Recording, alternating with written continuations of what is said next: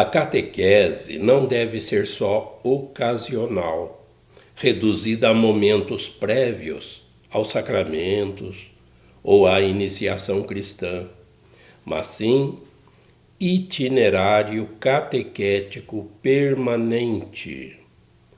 Por isso, compete a cada igreja particular, com a ajuda das conferências episcopais, estabelecer um processo catequético orgânico e progressivo que se estenda por toda a vida, desde a infância até a terceira idade, levando em consideração que o Diretório-Geral de Catequese considera a catequese com adultos como a forma fundamental da educação na fé, para que, em verdade, o povo conheça Cristo a fundo e o siga fielmente.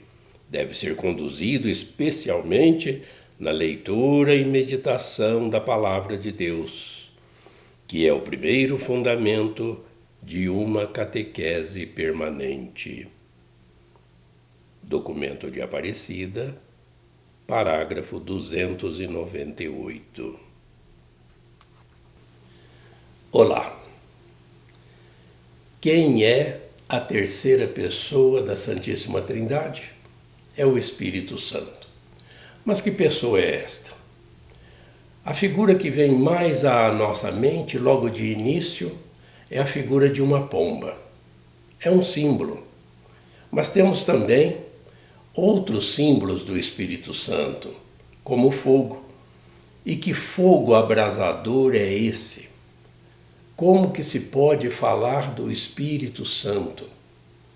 Então, depois de nós termos já feito reflexões na nossa profissão de fé sobre Deus Pai, sobre Deus Filho, que nós terminamos no último encontro sobre o juízo final, ele que vai vir para julgar os vivos e os mortos, o símbolo apostólico nos diz simplesmente: creio no Espírito Santo. E continua: na Santa Igreja Católica, na comunhão dos santos. O símbolo apostólico, o de Nicéia, ele é mais resumido. Então nós vamos iniciar a partir desse 34º encontro algumas reflexões sobre esta pessoa, a terceira pessoa da Santíssima Trindade, porque para muitos, assim como Jesus Cristo e o próprio Deus, é um ilustre desconhecido. E não pode ser assim, porque o Espírito Santo, se não fosse por ele, a gente nem existiria, a gente nem estaria respirando. Então, vamos lá. Como eu sempre faço, eu gosto de mostrar o texto em latim do credo, mas a gente vai traduzindo, claro, porque é o original e fica um pouquinho mais fácil para a gente também entender isso que nós sempre professamos em missas, nas missas dominicais, festas, solenidades, que é o credo mais extenso. Em latim, a gente vê lá: et in spiritum sanctum, dominum et vivificantem. Já começa com o e, porque subentende aquele credo, que significa creio, lá do início da profissão de fé. Então é uma continuação.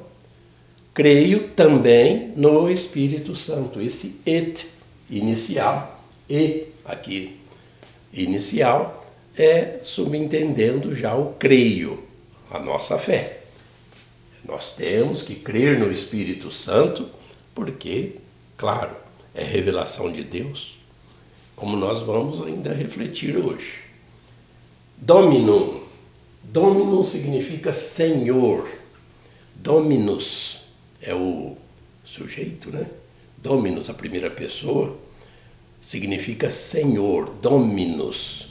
Daí que vem a palavra domínio, significa senhorio. Se uma pessoa tem o domínio de um imóvel, de um terreno, de um sítio, de uma fazenda, seja do que for, de um objeto, ele tem o senhorio, domínio. Aliás, quando a gente usa uma abreviação para Senhor, a gente só usa o S e o R. Senhor. E aqui em português é usual a gente ainda falar seu, né? Seu Jorge, em vez de senhor Jorge, a gente fala seu Jorge, seu João, seu José. Então é uma abreviatura do senhor. A gente usa também essa abreviatura dom para significar senhor em latim. Por exemplo, o bispo, né? Dom João, Dom Milton, Dom Pedro, Dom Antônio. Dom significa senhor. Senhor Milton, senhor João, senhor José, senhor... Né? É o nome da pessoa. Também de Dominus vem a palavra domingo, porque é Domenicus, é o dia do Senhor, como nós vamos ainda estudar depois lá na frente nos mandamentos. Então a nossa fé no Espírito Santo, que é Senhor vivificantem. A gente traduz que vivifica, mas a gente tem uma tradução melhor, né? Senhor que dá a vida. De fato, é o Espírito que é inalado em nós, mas em todas as criaturas não é o Espírito, é apenas a vida. Então, é o Espírito Santo quem dá a vida, quem vivifica. Vivificantem, aquele que vivifica. E 2 pontos. Qui, quem?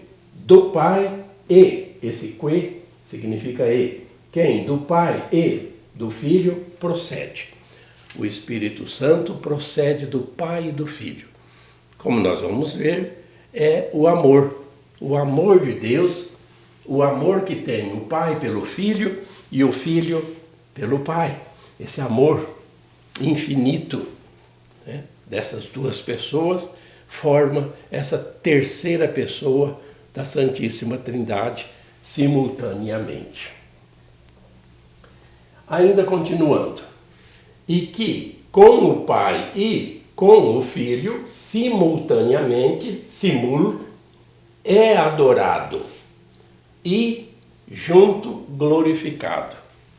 Então, nós adoramos o Espírito Santo, porque o Espírito Santo é Deus. O Pai é Deus, o Filho é Deus, o Espírito Santo é Deus. Mas numa unidade.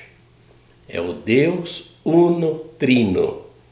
Deus em 3 pessoas, mas apenas um Deus. É o mistério da Santíssima Trindade. Então, ele tem a adoração, merece a nossa adoração e a glória de toda a divindade. Simultaneamente, ao mesmo tempo.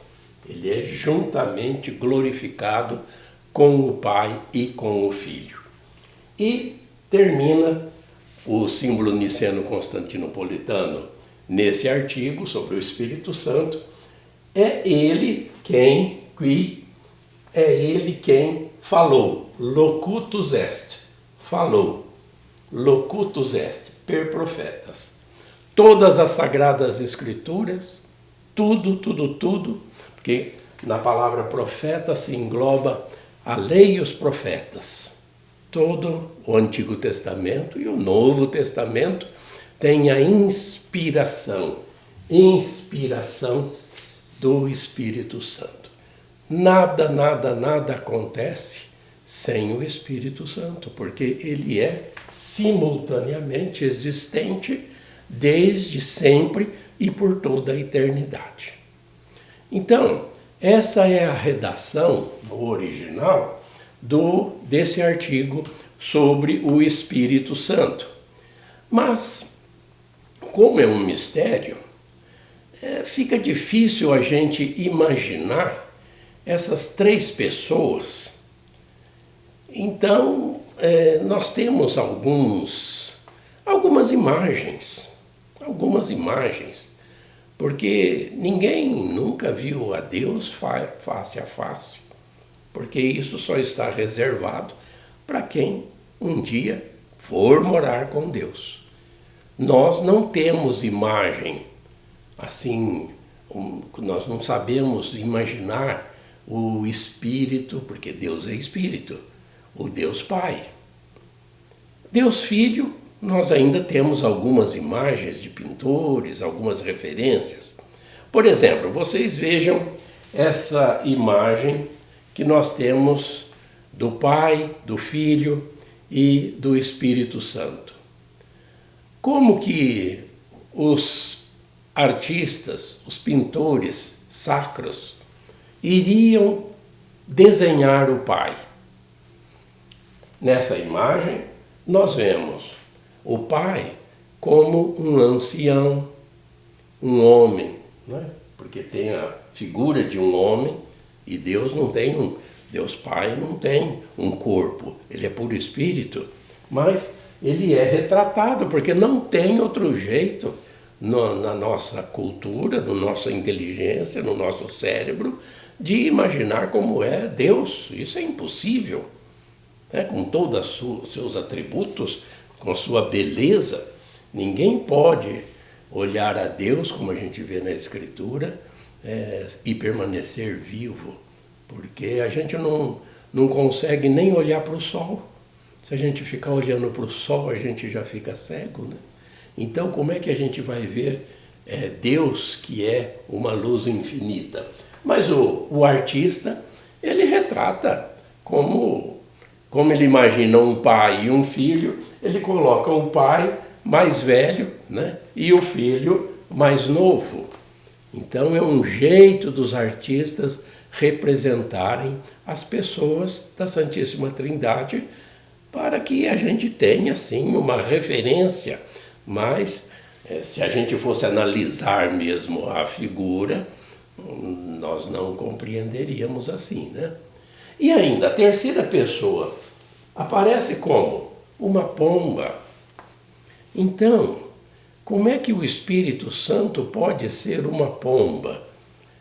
Tem pessoas que maldosamente, e por ignorância também, debocham de nós católicos, chegaram já ao absurdo de escrever e dizer, essas pessoas maldosas, de que nós adoramos um pássaro, nós adoramos uma pomba.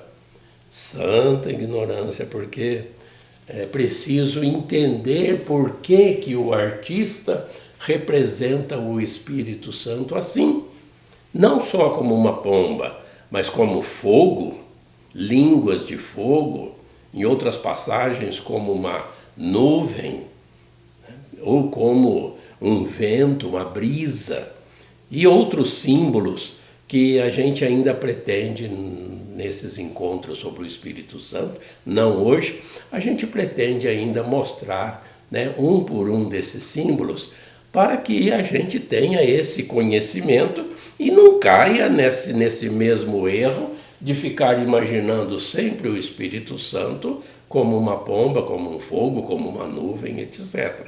Mas, lá no começo de nossos encontros, eu até fiz assim uma colocação sobre... Seria assim um tipo de desafio. Você conseguiria desenhar o Espírito Santo como? Como que você desenharia o amor? Como é que os artistas em geral desenham ou simbolizam o amor? Às vezes a gente vê um coraçãozinho, né? Corações apaixonados, né? Ou um amor entre um casal, porque o amor também é assim, abstrato. Não tem como a gente representar o amor. Ora, para representar esse amor infinito entre o Pai e o Filho, o amor que procede do Pai e do Filho, esse Espírito Santo que está conosco na igreja, que Jesus nos enviou após a ressurreição, não tem como desenhar a não ser recorrendo a símbolos, como nós pretendemos então proximamente falar a respeito.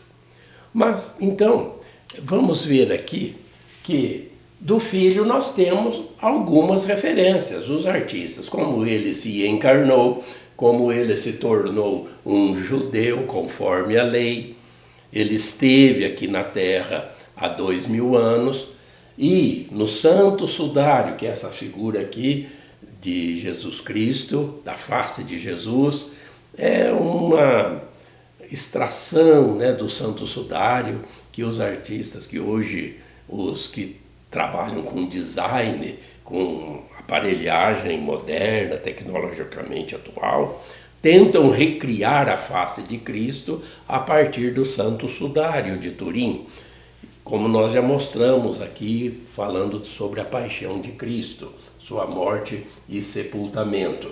Então, do Filho nós temos inúmeros desenhos, quadros, pinturas diversas, imagens, né? Mais ou menos com essa feição, e inclusive ícones, porque ícones também em grego se traduz por imagem. Temos famosíssimos quadros iconográficos. Agora, o pai, então, desenhado assim como um ancião. O filho, nós temos mais referências com base nesse tipo de figuras. Mas e o Espírito Santo? Como que a gente desenharia, como que o artista simbolizaria o Espírito Santo, que é uma pessoa? São 3 pessoas. O Pai está no Filho, está no Espírito Santo, consubstancial ao Pai. O Filho está no Pai e está no Espírito Santo. O Espírito Santo está no Pai, está no Filho. É um ser de relação, uma relação infinita, misteriosa, mas com quem nós queremos conviver um dia. Com essas 3 pessoas. E conhecer e ver face a face o nosso Deus uno, trino. Então, desde agora já fica assim, essa reflexão sobre a impossibilidade de nós termos imagens de Deus, porque, de fato, é um grande mistério que está reservado para aqueles que seguirem o Filho. Mas aí vem, então, indo ao catecismo da Igreja Católica, nós temos uma citação no parágrafo 683 do Catecismo, que é uma citação de Santo Irineu, padres da Igreja lá dos primórdios, não é? Então, eu convido você a ler comigo, né, esse texto de Santo Irineu, porque faz parte, então, do nosso estudo aqui. O batismo nos concede a graça do novo nascimento em Deus Pai, por meio de seu Filho, no Espírito Santo. Aqueles que têm o Espírito de Deus são conduzidos ao Verbo, isto é, ao Filho.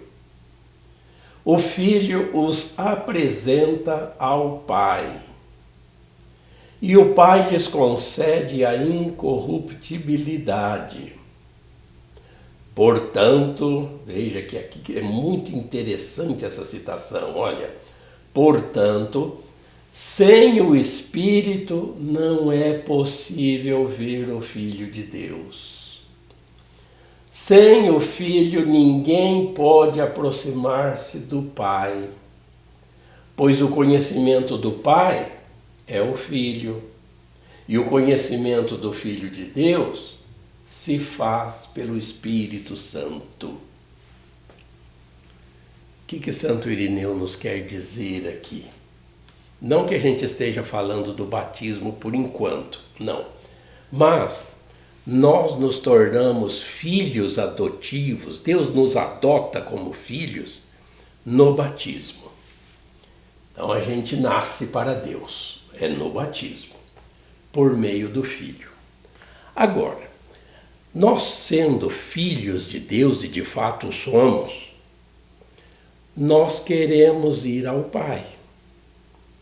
Nosso Pai. Pai nosso. Abba. Paizinho. Mas tem jeito da gente ir ao Pai? Diretamente para o Pai? Não tem jeito. Não tem jeito. Não adianta insistir. Só se vai ao Pai pelo Filho. Eu sou o caminho, a verdade e a vida. Eu sou o caminho. Ninguém vai ao Pai senão por mim, diz Jesus em Evangelho de João, capítulo 14, versículo 6. Ninguém vai ao Pai senão por mim. Então, como a gente já viu e sempre vai continuar falando, é em Jesus Cristo que a gente vai ao Pai. Mas, e para ir a Jesus Cristo? Precisamos do Espírito Santo. Sem o Espírito não é possível ir ao Filho. Então veja como que é essa interdependência, né, das três pessoas, mas para nós, porque nós precisamos do nosso Deus uno trino.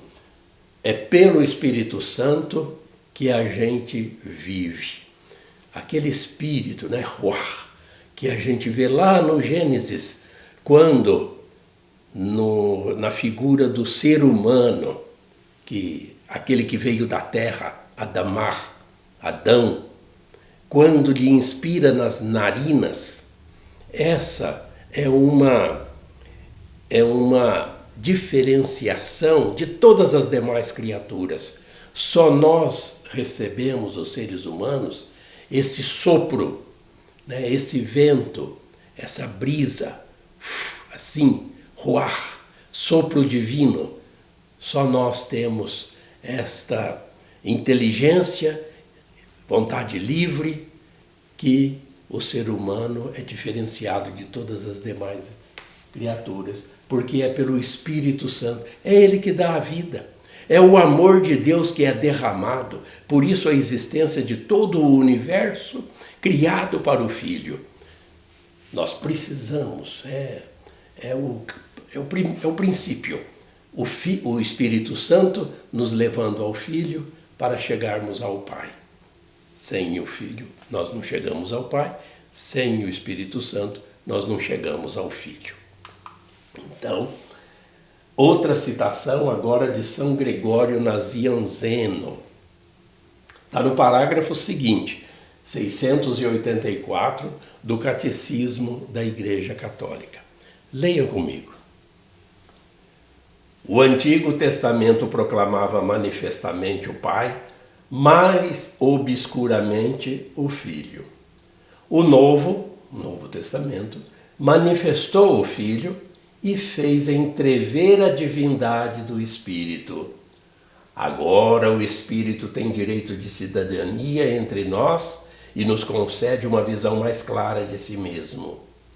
Com efeito, não era prudente, quando ainda não se confessava a divindade do Pai, proclamar abertamente o Filho. E quando a divindade do Filho ainda não era admitida, acrescentar o Espírito Santo como um peso suplementar, para usarmos uma expressão um tanto ousada. Por meio de avanços e progressões, de glória em glória, a luz da Trindade resplandecerá em claridades mais brilhantes. O que Nazianzeno está nos explicando? Que no Antigo Testamento se falava muito do Pai e obscuramente do Filho, porque toda a Sagrada Escritura do Antigo Testamento é referência do Filho, mas obscuramente. Por que isso? Porque Deus não agride o cérebro humano. Ele tem pedagogia. Pedagogicamente, ele vai nos trazendo essa revelação. Então, no Antigo Testamento se fala do Pai e obscuramente do Filho, que está ali subentendido. Já no Novo Testamento, o Filho revela o Espírito Santo e a gente tem então algumas noções mais claras a respeito desta pessoa que faz parte da Santíssima Trindade. E é o Espírito Santo, nos revela o Filho, quem está conosco na igreja. O Espírito de Deus, o Espírito Santo, o amor de Deus para sempre, até o fim do mundo, por todos os séculos dos séculos. Então, é pedagogicamente, assim nos explica São Gregório Nazianzeno, que foi a revelação do Pai, do Filho e do Espírito Santo. E os evangelistas, sempre colocaram isso, e depois as cartas e os livros do Novo Testamento. Terminando hoje esse nosso encontro, nós temos ainda mais esse parágrafo 686 do Catecismo. Vamos ler, leia comigo. O Espírito Santo está em ação com o Pai e o Filho, do início até a consumação do projeto de nossa salvação. É, porém, nos últimos tempos, iniciados pela encarnação redentora do Filho, que ele é revelado e dado, reconhecido e acolhido como pessoa. Então, este projeto divino realizado em Cristo, primogênito e cabeça da nova criação, poderá realizar-se na humanidade pela efusão do Espírito. 2 pontos. Que efusão é essa? A Igreja, a comunhão dos santos, a remissão dos pecados, a ressurreição da carne, a vida eterna. É assim que termina a profissão de fé. O Espírito Santo, com a revelação do Espírito Santo, que está na Igreja, Senhor que dá a vida, é o amor de Deus que tudo compartilha também para a nossa felicidade, porque Deus já é completo em si mesmo, mas Ele quer que a gente participe da glória e da felicidade do Pai, do Filho e do Espírito Santo, dessas 3 pessoas que desde o início têm este projeto de amor, projeto divino para todos nós. É um convite. O convite é colocado na mão, na pessoa de cada ser humano. Nós vamos ainda sempre falar sobre isso. Vinde ao meu banquete, que está preparado para todos aqueles que quiserem, para sempre, um banquete eterno, delícias eternas.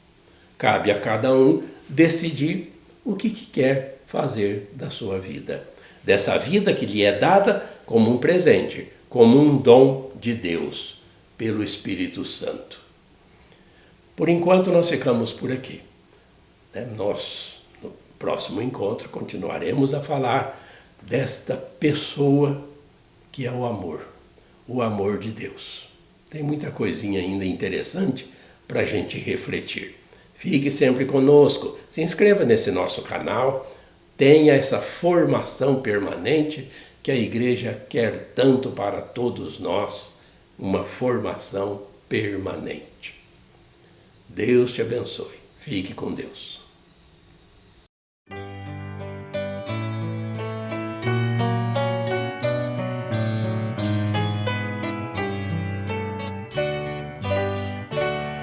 A fé é compromisso que é preciso repartir.